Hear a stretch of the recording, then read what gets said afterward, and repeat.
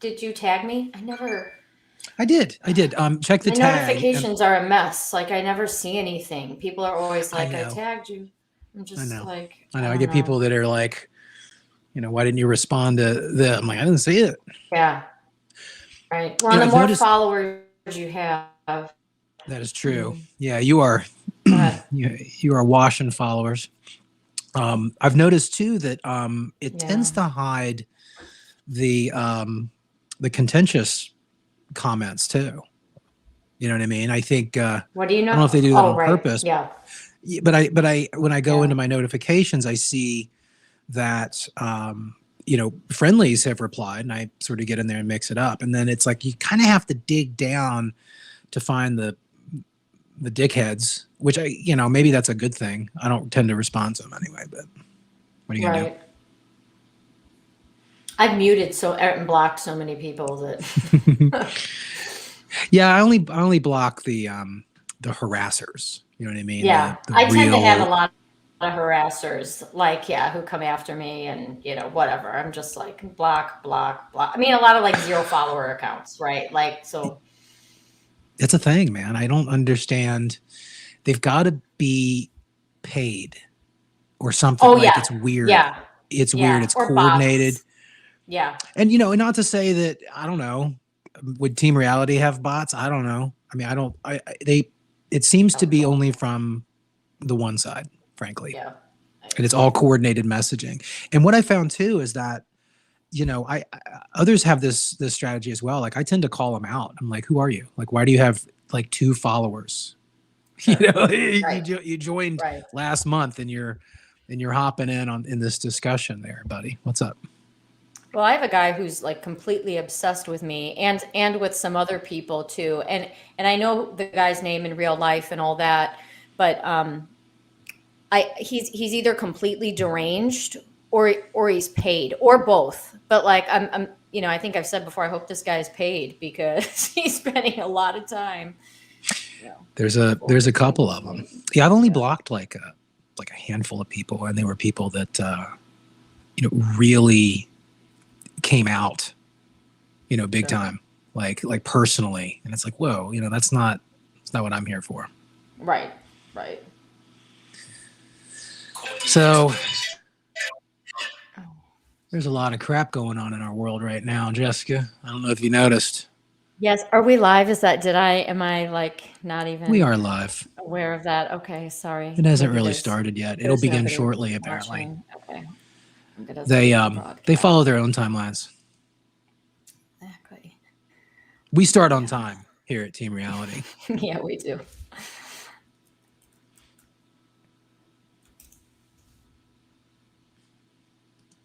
Do you want me to DM you the link?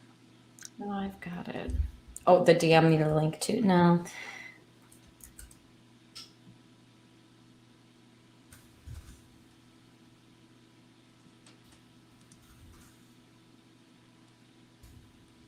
Is this the White House Coronavirus Task Force? Is that what this is? Yes, it is.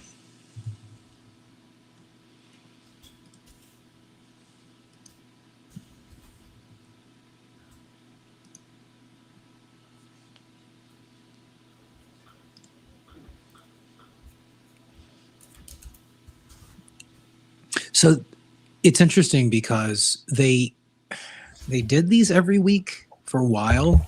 Long time. But yeah, but then they sort of fell off, and we were trying to find the schedule to these things, right? Like, when is it? And it usually is on Wednesdays when it does happen. It depends on the time, but this one was sort of hastily announced. I don't know if that's true. Again, this is sort of the normal day and normal time, but I saw a few people say that this was, quickly put on the calendar. And with all of the blue state, you know, adjustments in strategy that we're seeing in the last 24 hours, the reason we're watching this is because we think that this may have something to do with that.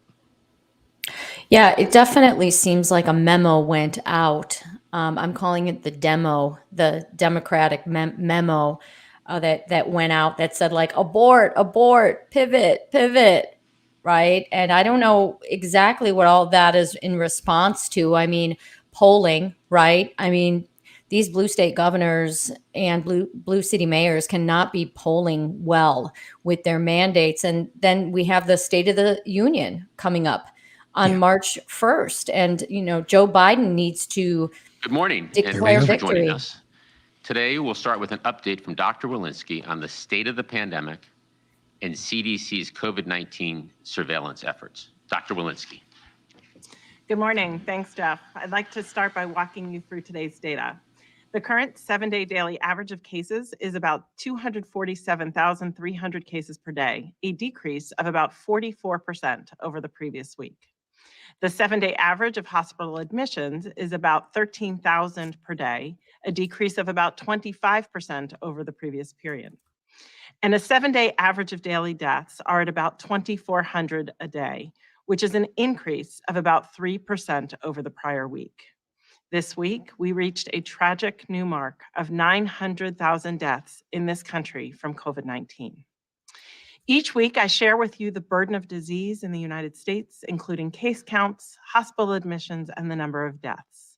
Much of the data I readily share is because we have made huge strides in our ability to effectively monitor this virus. And new tools allow us to prepare and react to an evolving virus and inform response measures in near real time. Today, I'd like to walk you through just a few of the layers of surveillance we have in place, some that we have been expanding and developing over the past 2 years, and others that are bedrocks of our public health work. Let's start at the local community level, where our biggest question is, can we quickly identify spikes in cases? As people with COVID-19 shed the virus, testing in wastewater or our sewage systems can help us monitor COVID-19 in communities and provide an early warning of increased COVID-19 cases to help communities prepare. Last week, CDC publicly released national wastewater surveillance data, tracking more than 400 testing sites across the country in 212 communities, which we will double to more than 800 testing sites in the next 4 weeks. On this map, you can see the testing sites that we monitor and trends in the levels of the virus. Communities in blue have decreasing levels of virus, while communities in red and orange have increasing levels. This is a powerful tool that, when paired with traditional public health surveillance, can help us identify where the disease is spreading and how best to distribute resources. She's talking We've about also poop. made significant progress in syndromic surveillance, defined by the ability to identify symptoms and cases that are suggested of COVID-19 disease. Through syndromic surveillance, we can answer questions about disease severity and patient populations with the highest burdens of disease, crucial information to inform guidance and prevention measures. More than 6,000 healthcare facilities across the country, representing over 70% of emergency departments, contribute data to our syndromic surveillance and help us understand where and how the virus is having an impact. In addition to monitoring where the virus is and how disease presents in the community, our genomic surveillance can quickly identify variants so that we can understand their impact. Each week, CDC analyzes genomic sequences from all 50 states and uses these sequences to understand the spread of variants across the country. On this slide, you can see the projections of variant proportions for the last 14 weeks. Omicron, shown in pink and purple, now represents nearly 100% of viruses circulating in the United States.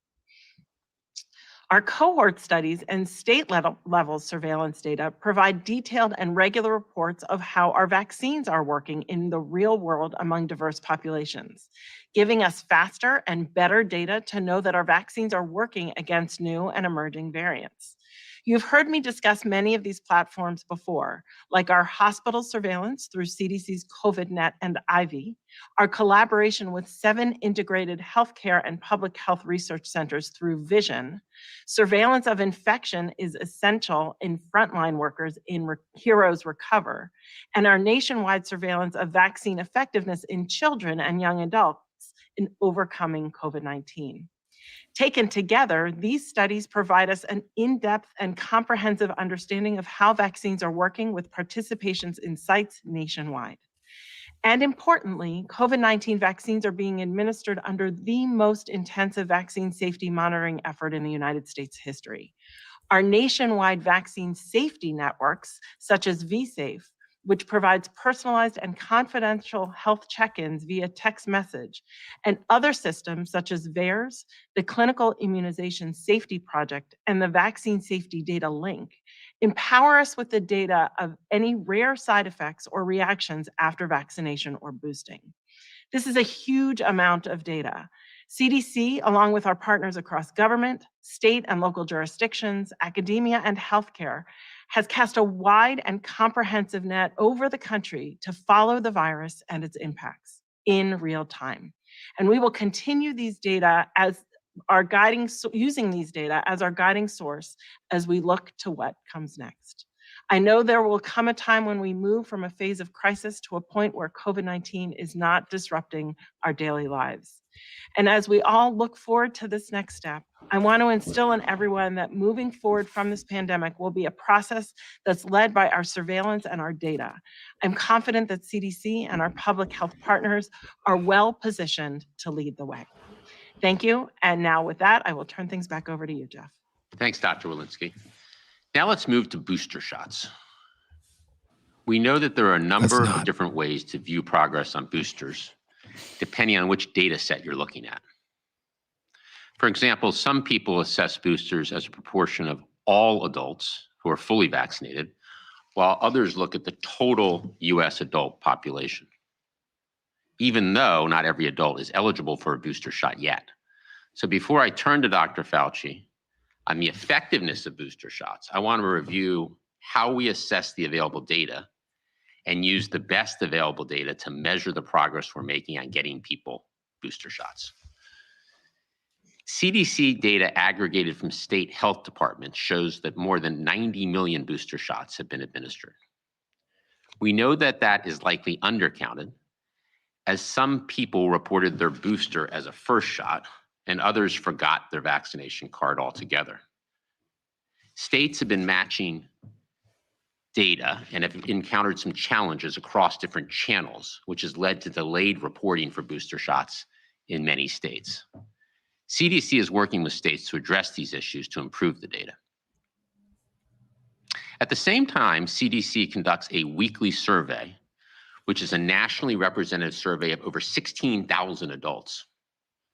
Looking at the CDC survey results, you get a more up-to-date picture of the progress we're making on boosters.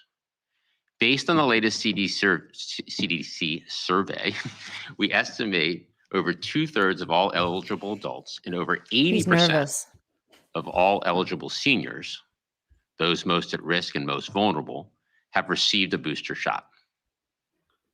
CDC survey results are consistent with the Kaiser Family Foundation survey, which shows 70% of eligible adults report they've gotten a booster. So we have a strong foundation to build on with most eligible adults boosted. In fact, we estimate at least 2 out of 3 eligible adults in the US are now boosted. 2 out of 3 eligible adult Americans with a booster shot. And across the last 2 months, we've made important strides on equity, with the majority of booster shots going to people of color, in a very important improvement from the prior 2 months. The significant progress we made on boosters is one of the reasons why we were able to confront Omicron with fewer disruptions to schools and businesses than in prior surges. And we clearly need to keep driving this progress. So our message is clear. All eligible individuals should get their booster shot right away. Booster shots are free. They're available at 90,000 convenient locations across the country. And as Dr. Fauci will discuss, critical to getting people the highest level of protection. With that, over to you, Dr. Fauci. They can't give them away. Thank you very much, Jeff. What I'm going to do now over the next couple of minutes is to just build on what Jeff said and talk to you based on real data, why it is so critically important to get booster shots. I'm going to talk about laboratory data, clinical trial data, and real world data. Next slide. So there are multiple, and I can't show them all, in vitro studies that show that COVID-19 vaccine booster doses markedly increase the neutralization of variants, including what we're dealing with currently, namely Omicron. Next slide. This is the slide that shows the genomic mean titer of antibody, namely the proteins that neutralize the virus. If you look at the far left-hand side of the slide, 7 months after people receive a second dose and before the booster, look how low the response is to Omicron, which is the bar that has the red circles. It's 23. 1 month after the booster, it goes way up into the highly protective zone of 850. And even 6 months after the booster, it is still at a high level of 136, way above what it was 7 months after the second dose. So that's representative laboratory data. Next slide. Now, a randomized controlled clinical trial showed the dramatic impact of the booster dose in preventing symptomatic disease. And the data are really striking. I'll show you one clip of that on the next slide. As you can see in red are individuals who've gotten 2 doses. It says placebo, but it's 2 doses without the booster. And this is a Pfizer study, but it really holds true with other products like Moderna. If you look at the result in blue of the cumulative incidence of COVID-19 following a booster shot, the difference is dramatic. Next slide. Now we'll move to real-world effectiveness studies showing that booster doses reconstitute the waning protection, especially against severe disease, hospitalization, and death. So next slide. So here we look at individuals less than 6 months after the second dose. And on the far left, you see when you're dealing with Delta, it's 90. When you're dealing with Omicron, it's 81. But more than 6 months after the second dose, it wanes with Omicron to 57, holding up a bit better with Delta. But after the third dose, you get protection at 90% with Omicron, which is even better than after 6 months after the second dose. Again, another example of the critical importance of boosting. Next slide. Here's another way of looking at it. When you look at symptomatic disease and hospitalizations, again, when you're dealing with Omicron on the far left, the protection against symptomatic disease is quite low at week 25 following 2 doses. If you look at the boost, it goes up substantially to 40%, but the critical data are on the right-hand part of the slide. If you look at hospitalizations and look at 2 doses of the Pfizer-BioNTech, either at 2 to 4 weeks or 10 to 14 weeks, it's still way up there at 75%. Next slide.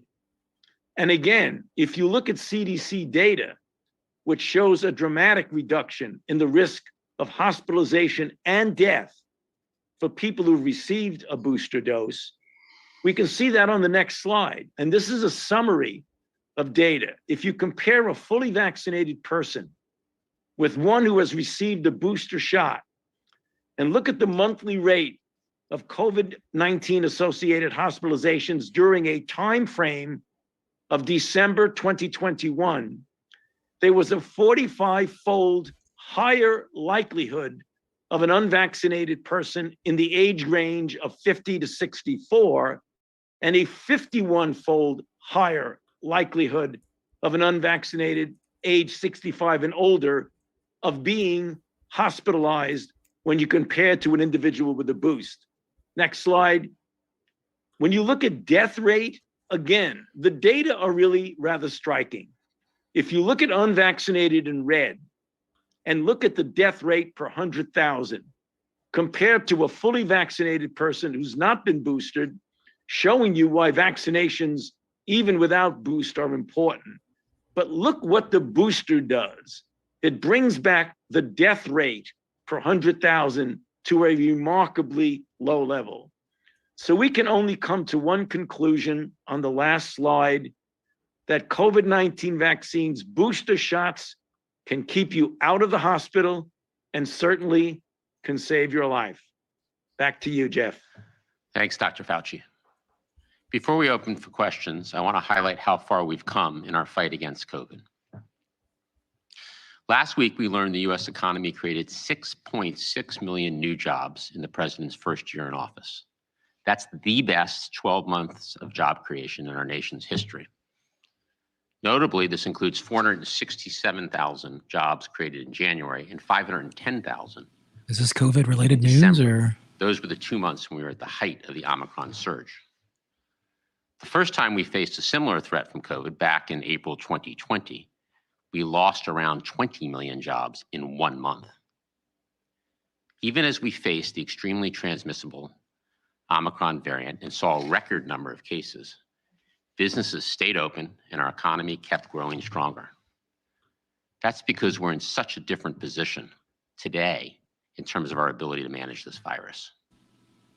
We have over 210 million people fully vaccinated and vaccines freely available. And we have more tools like boosters, treatments, masks, and tests that give us additional layers of protection. Today, fully vaccinated and boosted Americans are able to keep living their lives safely, even when this virus throws us a curveball. And we're able to keep our kids in school and keep our businesses open. As the president said on Friday, January was a tough month for this country, but we got through it together. Over the past 3 weeks, daily cases are down over 65%. Hospital admissions are down 40%. The president's COVID plan is working. We're moving toward a time when COVID won't disrupt our daily lives. They're actually trying to do this, A time when COVID won't be a constant crisis. I know. But rather will be something we can They're in protect such against and treat. echo chamber. With that, let's open it up for a Completely few tone deaf. questions. Over to you, Kevin. Thanks, Jeff. We've got a lot of questions today, so let's actually asking try the to que- keep is this it the to one press? question. First, let's go to Zeke Miller at the AP. Yeah.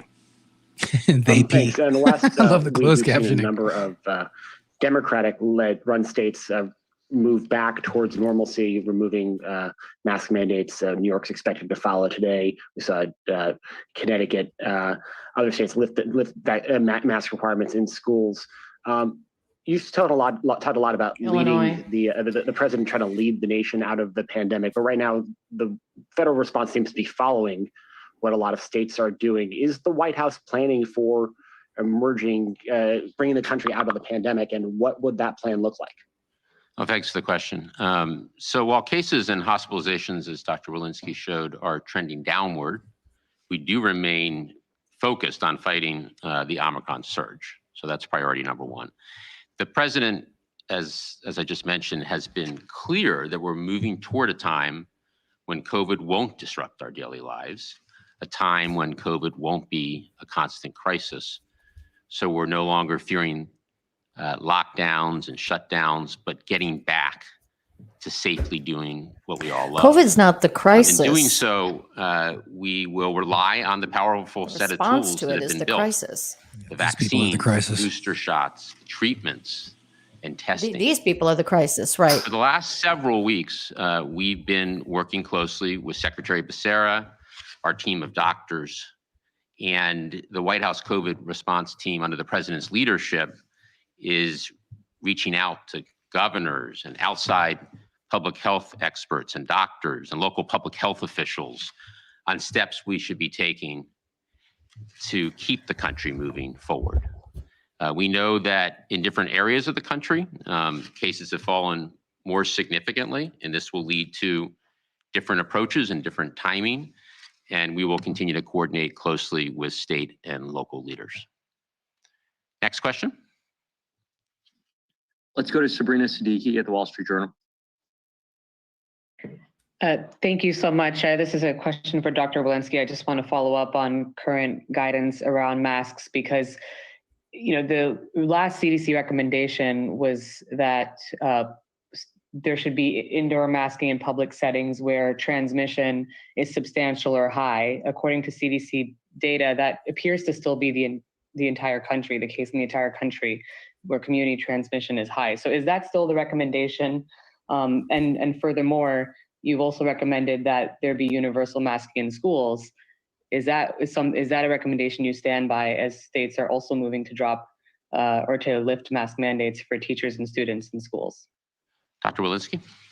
Yeah, thank you, Sabrina. So we certainly understand the need and desire to be flexible, and we want to ensure the public health guidance that we're providing meets the moment that we're in. As we've discussed, and as you noted, cases and hospitalizations are falling. This is, of course, encouraging, and that leads us, of course, to have us look at all of our guidance based on the latest data and the science and what we know about the virus. We also look, of course, as Jeff mentioned, to our hospitalizations, looking at the hospitals as a barometer of how they're doing locally. So those decisions can be made at the local level. And of course, we at CDC will keep the public informed about our guidance, and we will clearly communicate those recommendations to the public if and when they are updated. Thank you. Next question, please. Go to Cheyenne Haslett at ABC News. Hi, thank you. Dr. Walensky, you mentioned the specific benchmarks on hospitalization that you're looking to for when it will be a good time to change some of this guidance around masking, both in schools and generally in public for adults. What exactly will that benchmark be? Right. So Cheyenne, we, in part of our review of the surveillance, we look at wastewater, we look at cases, we look at hospitalizations. We've been reporting hospitalizations. We look at deaths, and of course, those decisions are made at the local level. But at this time, that's exactly right. And masking in areas of high and substantial transmission. That's much of the country right now in public indoor settings. And so we're, of course, taking a close look at this in real time, and we're evaluating rates of transmission as well as rates of severe outcomes as we look at updating and reviewing our guidance. Next question, please. Victoria Knight at Kaiser Health News. Thanks so much for taking my question. So I've been talking to people who are immunocompromised, people who are disabled, living with chronic illnesses, and they're all telling me that they're feeling like they are being left behind, especially in light of a lot of states lifting their mask mandates, and they're feeling like their needs are not being considered moving forward after Omicron. So what is your message to them? What do you expect them to do? Do they need to just stay in their houses? Whose doctor is telling them that they can only be around other people who are wearing a mask? Right. So this is among the considerations that we take into account as we work on all of our recommendations. We, of course, have to make recommendations that are, relevant for New York City and rural Montana. We have to make recommendations that are relevant for public, but also for the public who is immunocompromised and disabled. And so that all of those considerations are taken into account as we work on our guidance. Please. Go to Caitlin Collins at CNN. Thanks so much. Dr. Walensky, you just said that you do continue to recommend masking indoors in areas of high transmission, and that you said that that's most of the country right now. So are you seeing any data that supports the decisions of these governors to drop mandates? And when it comes to masking, should people be listening to the CDC or listening to their So if we're seeing high transmission everywhere, then the mandates don't matter, these decisions are going to have to be made at the local level, and that policies at the local level will look at local cases. They'll look at how local hospitals are doing. They'll look at local vaccination rates. And they, as I understand it, in many of these decisions are using a phased approach. Not all of these decisions are being made to stop things tomorrow, but they're looking at a phased approach. And so what I would say is, again, they have to be done at the local level, but I'm really encouraged that cases are continuing to drop dramatically. Hospitalizations are continuing to drop dramatically as people are making these decisions and as we are working on our guidance. So I'm encouraged to see those trends. Next question, please. Go to Cheryl Stolberg at the New York Times.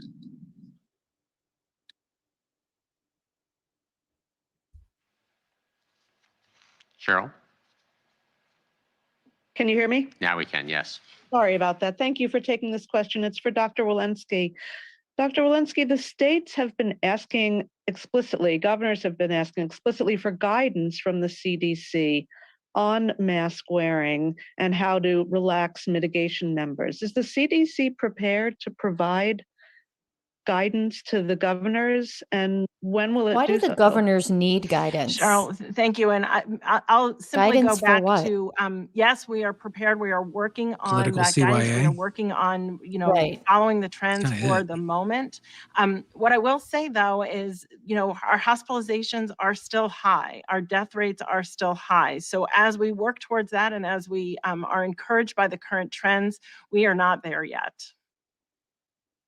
So is she saying that they're Next high, question, but they please. would be even higher if the go few to states that Kristen have Welker at statewide NBC. indoor mask mandates weren't in place? Hi, everyone. Thanks so much I for don't doing this call. understand. I know that you have spoken in the past about the fact that we could be moving closer to having a vaccine for children under the age of Here we 5. And go. obviously, when you look at some of the polling, it's potentially This is concerning. going to be on the Just 3 in 15th, 10 by the way. parents The of hearing for children under this. the age of 5 say that they'll get their child vaccinated. Can you update us on your latest 10%? efforts Oh, wow. once those vaccines That's are low. approved to reach those parents who are goodness. still skeptical? What should they know, and why should they have confidence in the vaccines Most parents aren't once they are stupid. approved? What will your messaging be, and what are your latest outreach efforts? Well, they've Dr. been Fauci, maybe misled you can do too. a minute or two on the under 5 vaccine status, and then I'll talk some about both the operational issues and the answering questions and building confidence work.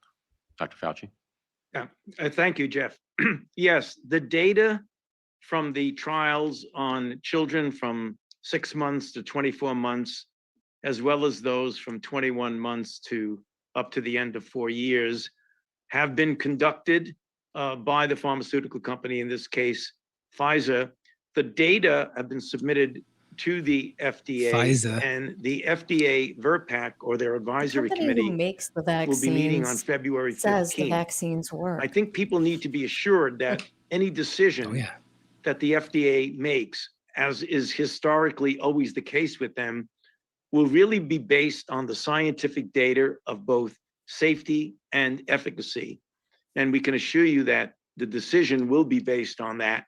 And if in fact approved, it will be approved on the fact that the data show clear efficacy and safety. So I'll go back to you, Jeff, for the rest of that question. Thanks, Dr. Fauci. So operationally, we will be ready once FDA and CDC make their recommendations. As we talked about last week, this vaccine is specifically formulated for these young kids.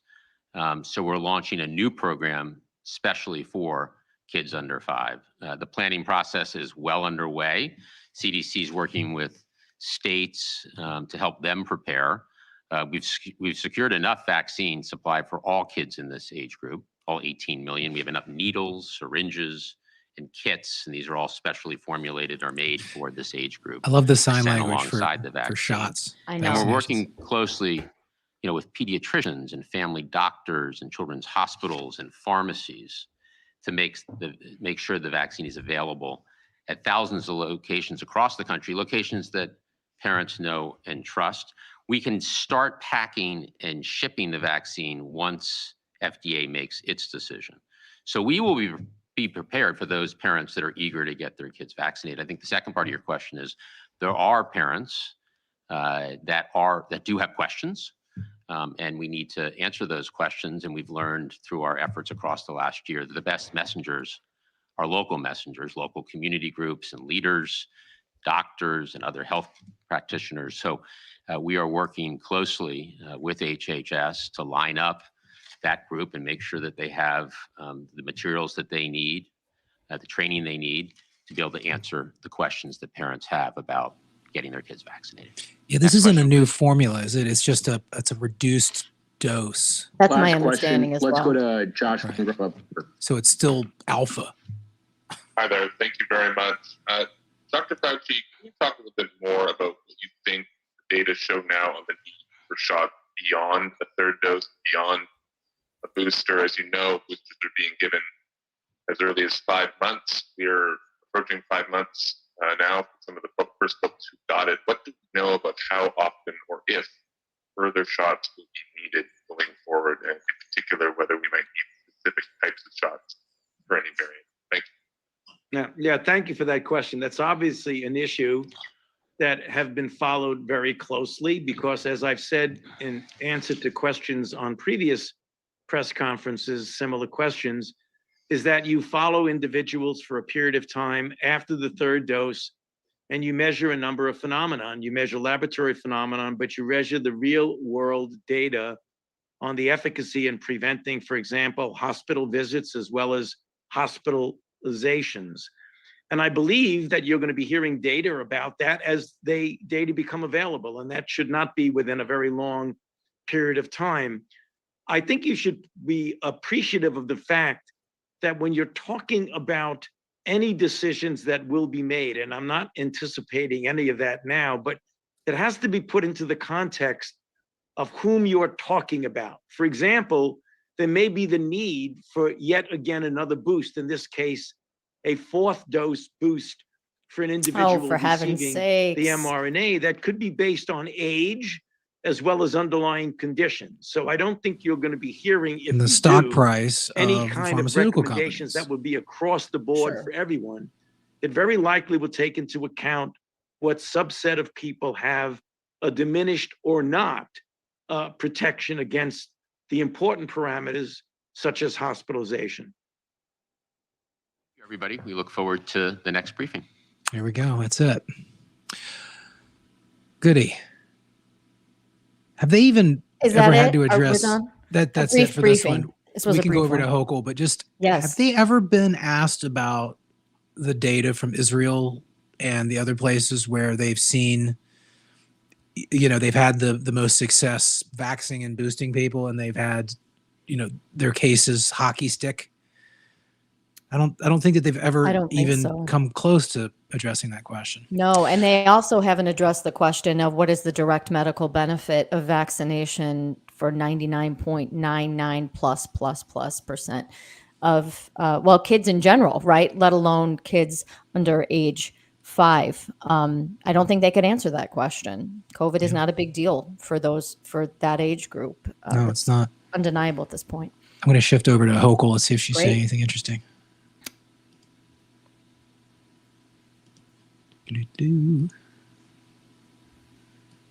Can't hear you.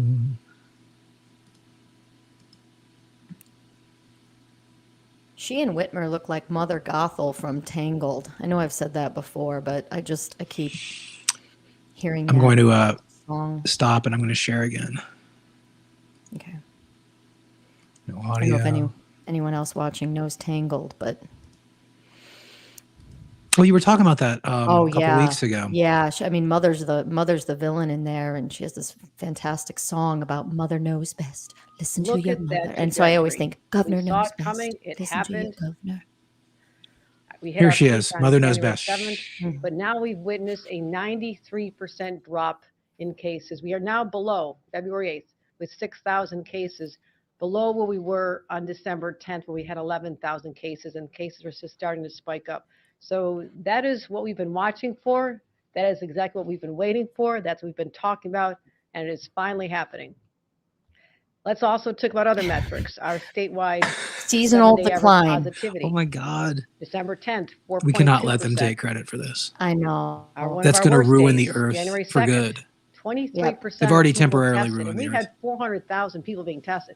We were testing everybody. I was out at testing sites every corner of this state, and people did an extraordinary job to make the test available so people could know whether or not they should stay home or they could carry on with their lives. So that was really important. So enormous number of tests being done, higher than any state in the nation, and we are showing a 23% infection rate, those who are being tested, testing positive.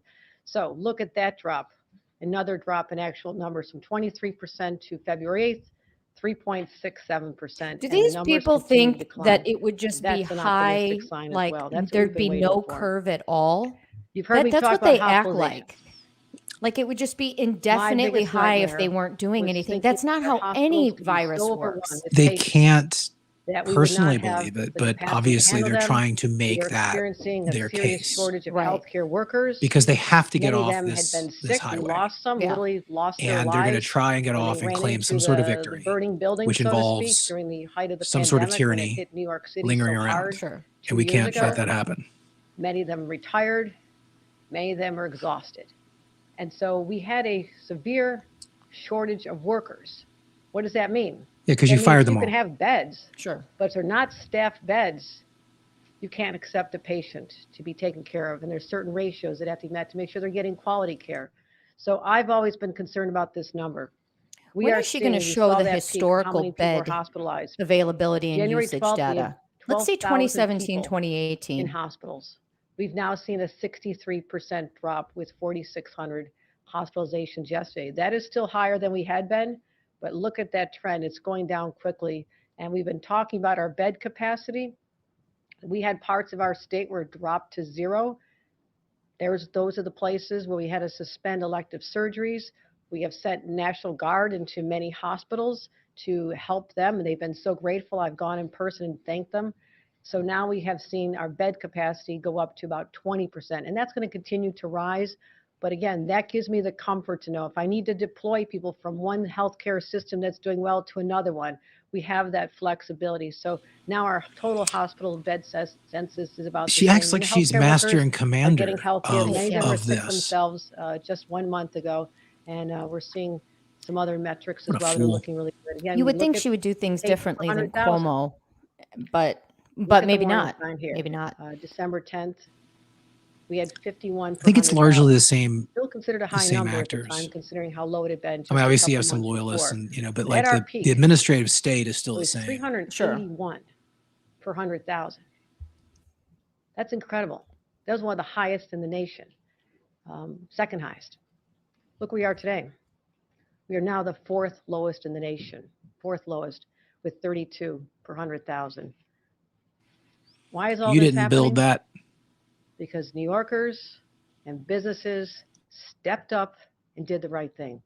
And I will always be grateful for them for being the reason these numbers have been declining. That is insane. And again, we'll talk about our hospital admissions. We mentioned this a little while back. I started Nobody asking the got questions. I made vaccinated that countless wouldn't have. calls to Nobody wore a hospital leaders mask in every that corner wouldn't of the have. state. None of this Nobody. worked. None of this mattered. I asked them, what are we seeing? Are these This woman people has a really cancer. sick with COVID? Or we call them a COVID patient? Are they diagnosed with COVID? Are they in a hospital sick because of COVID? And back in December, only 18% were in this category of incidental COVID, people that were tested because they entered a healthcare facility, were in it for some other purpose. You know, it could have been a heart attack, could have been a She's going to car talk about from and with and Fauci and Walensky. Only wouldn't do it. 18% were these incidental. And that's careful, when Delta Kathy. was the primary variant. Look at the change. Look at the change when our hospital admissions went up to 1,900 a day. Daily new admission was 1,900. We are now down to a much better number, down 53%. But also you'll see that there's been a change in that trajectory. Now more than half of the people admitted for COVID. Right, because it's listed as COVID, respiratory are in for virus another reason. season. That That's why also more goes to the people go to the severity of what we're dealing with hospital here. in the Yes, they're still winter taking a bed. Yes, for there's still a healthcare worker who ILI, wants to take care of them. CLI Yes, they now, need medical whatever. attention. I But mean, when you're trying to especially when analyze you're pushing what we're panic, going through right? right now, look at that Absolutely. number And I and can't look at tell you in how 2 many months, people locally, what has changed. when And so Omicron now swept the through, majority were got asymptomatic freaked for out COVID, by this but woman were in the testing media positive. and actually went So to these the are part of those hospital individuals who don't even know they had COVID. when they had a So cold. that's another comparison that we You know what I thought was mean? This is important. what they And do. these numbers are down all across the state. I talked to Dr. Fauci the other day. And as I continue now, my daily interestingly, a calls with lot of healthcare families, experts especially in with the kids state, in other school, states, are not, and they're in refusing to Washington. test at all anymore And he because said, everybody's also gotten looking bitten at by the this, infection, the right? They hospital try rates. and That do was the one right interesting thing according to these observation. idiots, We and they learned get from tested all the this time, and they data come up with a positive, and all of a that sudden their perfectly healthy of kid the people is that stuck are at home with them for 2 contracting weeks, and they're Delta, just like, well, this look doesn't at make any August sense. I'm not gonna do that 2021, again. Delta, 62% of people Plus, I who are mean, they infected stopped the ended up in the monoclonal hospital. antibodies, at least around here. With this You know, Omicron you Here variant, too. months ago, we you see could only just go to an outpatient. Like I have a 3.5% family member now. who You went to can the also factor outpatient into that clinic, got the many more people are monoclonal vaccinated. And we've infusion been in saying an from hour and the a half beginning, or so, and then if you came get back vaccinated, out. if you get You know, and boosted, then a few your weeks ago, chance we of had a being friend seriously ill enough in to his go to a 40s or hospital is so, and dramatically you know, reduced.